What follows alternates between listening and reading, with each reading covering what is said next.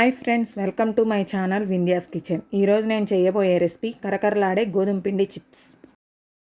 కావాల్సిన పదార్థాలు: 1 కప్పు గోధుమ పిండి, 2 స్పూన్లు బొంబాయి రవ్వ, కారం, ఉప్పు, గరం మసాలా, వాము, కరివేపాకు.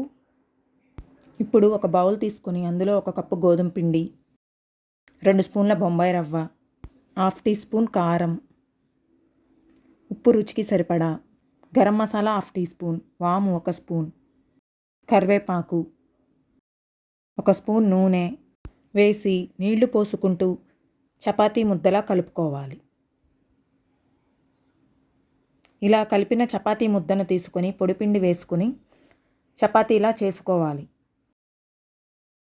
ఇలా చపాతీలా చేసుకున్న పిండిని డైమండ్ షేప్లో ముక్కలుగా కట్ చేసుకుని పక్కన పెట్టుకోవాలి.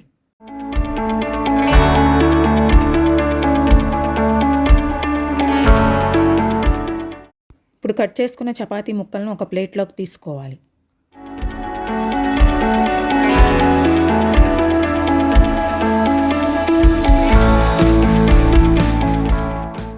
ఇప్పుడు చపాతీ ముక్కలను డీప్ ఫ్రై చేసుకోవడం కోసం స్టవ్ ఆన్ చేసి ఒక కడాయి పెట్టి నూనె మరిగిన తర్వాత అందులో కట్ చేసిన చపాతీ ముక్కలు వేసి డీప్ ఫ్రై చేసుకోవాలి.